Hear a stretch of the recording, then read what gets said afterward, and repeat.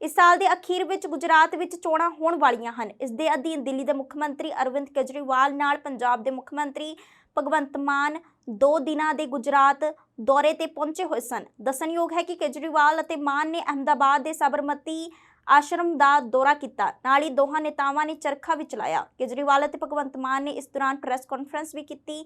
Press conference दौरान उन्होंने की कुछ कहा, आओ सुनते हैं।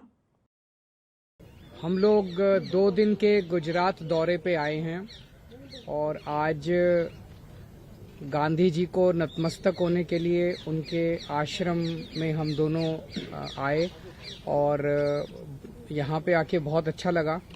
अपने आप को धन्य मानते हैं हम लोग कि ऐसे देश में पैदा हुए जहाँ पे गांधी जी भी पैदा हुए थे। मुख्यमंत्री बनने के बाद मेरा इस आश्रम में पहला दौरा है, लेकिन उसके पहले जब मैं एक एक्टिविस्ट होता था तो तब तो कई बार मेरा यहाँ पे आना हुआ था। तो कई बार मैं पहले भी यहाँ आ चुका हूँ। जितनी बार यहाँ आते हैं बहुत शांति का एहसास होता है और ऐसे लगता है जैसे गांधी जी की आत्मा यहीं बसती है। तो आज बहुत अच्छा लगा यहाँ पे आके। मैं जिस धरती से आता हूँ वो शहीदों की धरती है। लाला लाजपत राय, मदन लाल ढींगरा, शहीद आजम भगत सिंह, राजगुरु सुखदेव, करतार सिंह सराभा, शहीद उधम सिंह, मतलब हर गांव में आपको जाके पता चल जाएगा कि देश की आज़ादी के लिए लड़ाई लड़ने वाले कितने परवाने थे जिन्होंने अपनी जान निछावर की। तो गांधी जी के इस आश्रम में आके मुझे बहुत कुछ देखने को मिला। उनकी हाथ से लिखित चिट्ठियाँ और उनके अलग अलग जो उन्होंने आंदोलन किए उनके बारे में जानकारी मिली। और चरखे के बारे में तो मैं ये बोल रहा था कि ये तो मेरी माँ, मेरी दादी, मेरी नानी, आज भी हमारे घर में, पंजाब के लगभग हर घर में चरखा है और उसको त्रिंजन बोलते हैं। जब इकट्ठे बैठ के लेडीज जो हैं वो साथ में वो कल्चरल सॉन्ग भी गाती हैं साथ में मिलके, और वो चरखे से वो जिसको सूत बोलते हैं, सूत काटते हैं।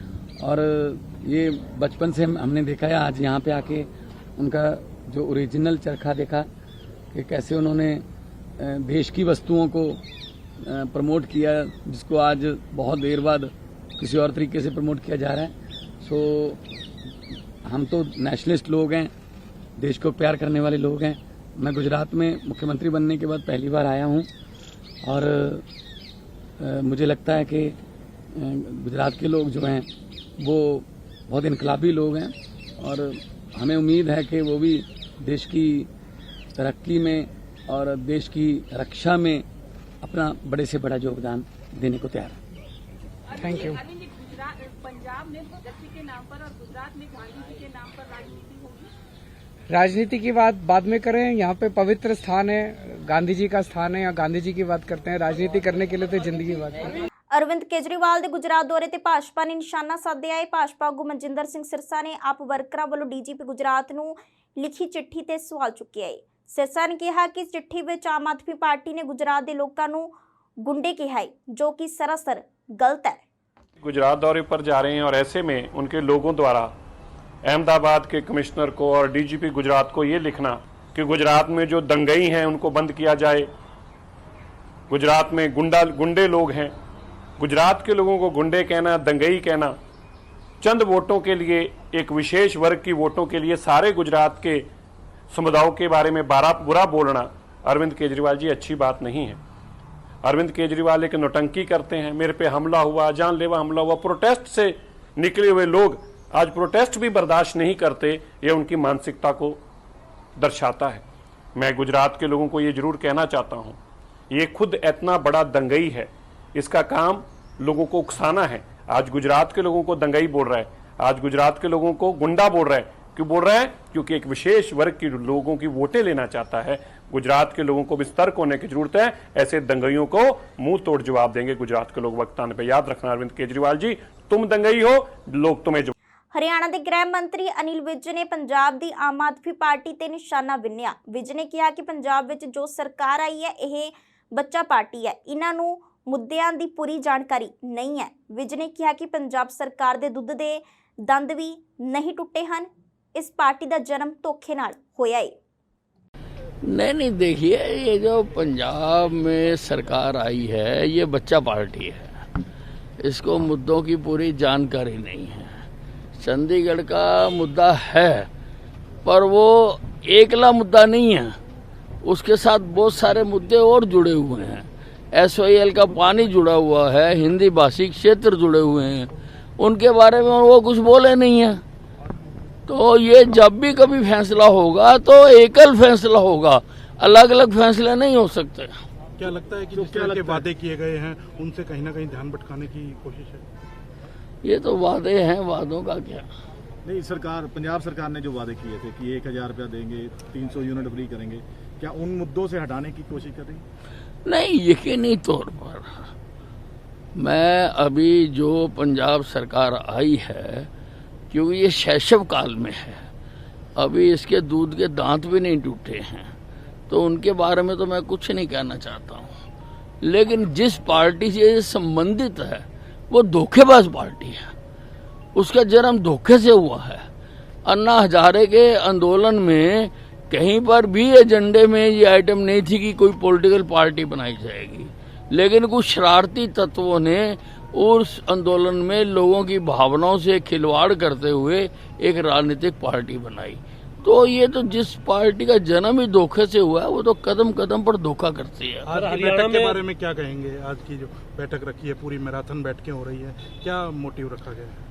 नहीं, भारतीय जनता पार्टी एक संगठनात्मक पार्टी है, इसमें हमेशा संगठन की मजबूती पर जोर दिया जाता है और समय समय पर ऐसे कार्यक्रम चलते रहते हैं।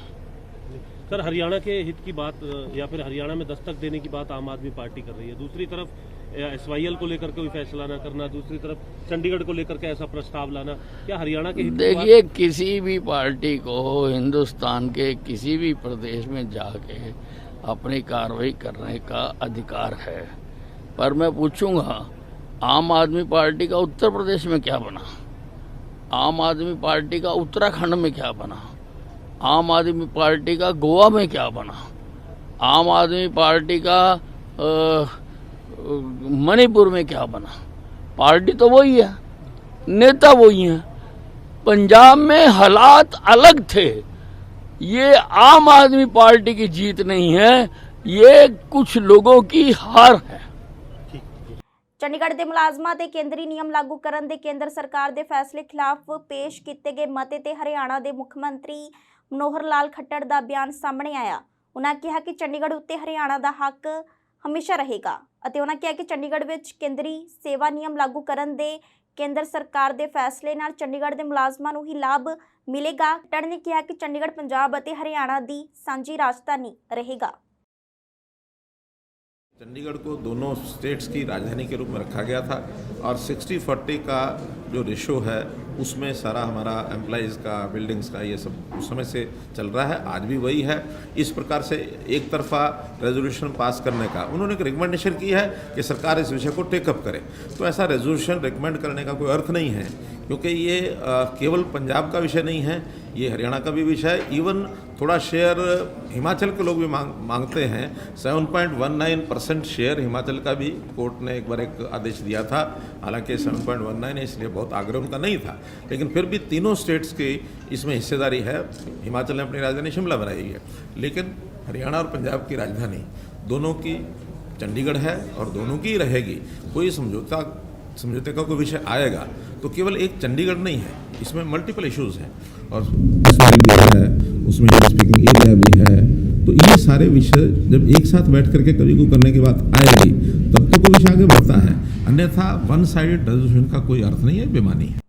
ਸ੍ਰੀ ਗੁਰੂ ਗ੍ਰੰਥ ਸਾਹਿਬ ਜੀ ਦੀ ਬੇਅਦਬੀ ਤੋਂ ਬਾਅਦ ਵਾਪਰੇ ਬਹਿਬਲ ਗੋਲੀकांड ਵਿੱਚ ਪੁਲਿਸ ਦੀ ਗੋਲੀ ਨਾਲ ਸ਼ਹੀਦ ਹੋਏ ਦੋ ਨੌਜਵਾਨਾਂ ਦੇ ਪਰਿਵਾਰਕ ਮੈਂਬਰਾਂ ਅਤੇ ਸਿੱਖ ਜਥੇਬੰਦੀਆਂ ਵੱਲੋਂ ਨਾਮਜ਼ਦ ਹੋਏ ਮੁਲਾਜ਼ਮਾਂ ਖਿਲਾਫ 31 ਮਾਰਚ ਤੱਕ ਕਾਨੂੰਨੀ ਕਾਰਵਾਈ ਕਰਨ ਲਈ ਪੰਜਾਬ ਸਰਕਾਰ ਨੂੰ ਦਿੱਤਾ ਅਲਟੀਮੇਟ ਖਤਮ ਹੋ ਗਿਆ ਹੈ। ਇਸ ਪਿੱਛੋਂ ਜਥੇਬੰਦੀ ਨੇ ਵੱਡਾ ਐਲਾਨ ਕੀਤਾ ਹੈ। ਜਥੇਬੰਦੀ ਨੇ 6 ਅਪ੍ਰੈਲ ਤੋਂ ਨੈਸ਼ਨਲ ਹਾਈਵੇ ਜਾਮ ਕਰਨ ਦੀ ਚੇਤਾਵਨੀ ਦਿੱਤੀ ਹੈ। 6 ਤਰੀਕ ਨੂੰ ਹੋਣ ਵਾਲੇ ਇਕੱਠ ਵਿੱਚ ਪੰਜਾਬ ਪੱਧਰ ਉੱਤੇ ਸੰਘਰਸ਼ ਨੂੰ ਤਿੱਖਾ ਕਰਨ ਬਾਰੇ ਫੈਸਲੇ ਲਏ ਜਾਣਗੇ। ਪਹਿਲਾਂ ਤਾਂ ਬਾਈ ਤੁਹਾਡਾ ਸਾਰਿਆਂ ਦਾ ਮੀਡੀਆ ਦਾ ਧੰਨਵਾਦ, ਜਿਹੜੇ ਇਸ ਮੋਰਚੇ ਨੂੰ ਜਾਂ ਸਾਡੀ ਆਵਾਜ਼ ਨੂੰ ਜਿਹੜਾ ਬੁਲੰਦ ਕਰ ਰਹੇ ਹੋ। ਸਾਰਿਆਂ ਤੋਂ ਪਹਿਲਾਂ ਮੈਂ ਫਤਿਹ ਸਾਂਝੀ ਕਰਦਾ ਜੀ। ਵਾਹਿਗੁਰੂ ਜੀ ਕਾ ਖਾਲਸਾ, ਵਾਹਿਗੁਰੂ ਜੀ ਕੀ ਫਤਿਹ। ਆਪਾਂ ਬਾਈ ਪਿਛਲੇ ਮਹੀਨੇ ਦੀ 20 ਤਰੀਕ ਨੂੰ ਇੱਕ ਰੋਡ ਜਾਮ, ਛੋਟਾ ਜਿਹਾ ਪ੍ਰੋਗਰਾਮ ਤੋਂ ਬਾਅਦ ਜਿਹੜਾ ਰੋਡ ਜਾਮ ਕੀਤਾ ਸੀਗਾ ਸਾਰੀਆਂ ਸਿੱਖ ਸੰਗਤਾਂ ਦੇ ਸਹਿਯੋਗ ਨਾਲ, ਉਸ ਰੋਡ ਜਾਮ ਤੋਂ ਬਾਅਦ ਸਰਕਾਰ ਦੇ ਨੁਮਾਇੰਦੇ ਭੇਜੇ ਹੋਏ ADC ਸਾਡੇ ਕੋਲੇ ਪਹੁੰਚੇ ਸੀਗੇ ਤਾਂ ਉਹਨਾਂ ਨੇ 11 ਦਿਨ ਦਾ ਜਿਹੜਾ ਸਮਾਂ ਸੰਗਤਾਂ ਵੱਲੋਂ ਸਰਕਾਰ ਨੂੰ ਦਿੱਤਾ ਗਿਆ ਸੀਗਾ ਤੇ 11 ਦਿਨ ਬਾਅਦ ਜਿਹੜਾ ਸੰਗਤਾਂ ਨੇ ਆਪਣਾ ਪ੍ਰੋਗਰਾਮ ਉਲੀਕਣਾ ਸੀ, ਅਸੀਂ ਅੱਜ ਉਹ ਪ੍ਰੋਗਰਾਮ ਉਲੀਕਣ ਦੇ ਲਈ ਜਿਹੜੀ ਪ੍ਰੈਸ ਵਾਰਤਾ ਤੇ ਸਰਕਾਰ ਦੇ ਜਵਾਬ ਦੀ ਜਿਹੜੀ 11 ਦਿਨ ਵੇਟ ਕੀਤੀ ਆ। ਸੋ ਇੱਥੇ ਇਹੀ ਗੱਲ ਨਿਕਲ ਕੇ ਆਉਂਦੀ ਆ ਕਿ ਸਰਕਾਰ ਆ ਜਿਹੜੀ ਇਸ ਵਿਸ਼ੇ ਨੂੰ ਲੈ ਕੇ ਬਿਲਕੁਲ ਵੀ ਚਿੰਤਤ ਨਹੀਂ ਹੈ। ਉਹਨਾਂ ਦੇ ਲਈ ਬੇਅਦਬੀ ਆ ਜਿਹੜਾ ਕੋਈ ਵੱਡਾ ਇਸ਼ੂ ਨਹੀਂ ਰੱਖਦਾ। ਬੇਅਦਬੀ ਦੇ ਨਾਲ ਪੰਜਾਬ ਦੇ ਲੋਕਾਂ ਦੇ ਨਾਲ 2015 ਤੋਂ ਲੈ ਕੇ ਅੱਜ ਤੱਕ ਸਭ ਤੋਂ ਜ਼ਿਆਦਾ ਬਿਆਨ, ਸਭ ਤੋਂ ਜ਼ਿਆਦਾ ਗੱਲ ਕਰਨ ਵਾਲੀ ਇਹ ਸਰਕਾਰ ਸੀ। ਉਹ ਚਾਹੇ ਸਾਡੇ ਏਰੀਏ ਦੇ ਸਪੀਕਰ ਸਾਹਿਬ ਹੋਣ ਜਿਹੜੇ ਅੱਜ ਉਹ ਸਰਕਾਰ ਦੇ ਵਿੱਚ ਸਪੀਕਰ ਬਣ ਚੁੱਕੇ ਆ, ਪਰ ਸਭ ਤੋਂ ਜ਼ਿਆਦਾ ਡਿਬੇਟਾਂ ਦੇ ਵਿੱਚ ਜਾਂ ਬੇਅਦਬੀ ਦੇ ਮਸਲੇ ਤੇ ਕੋਈ ਵੀ ਪ੍ਰੋਗਰਾਮ ਸੰਗਤਾਂ ਵੱਲੋਂ ਲਿਖਿਆ ਜਾਂਦਾ ਸੀ ਇਹ ਸਰਕਾਰ ਦੇ ਵੱਲੋਂ ਸ਼ਮੂਲੀਅਤ ਕਰਦੇ ਸੀ।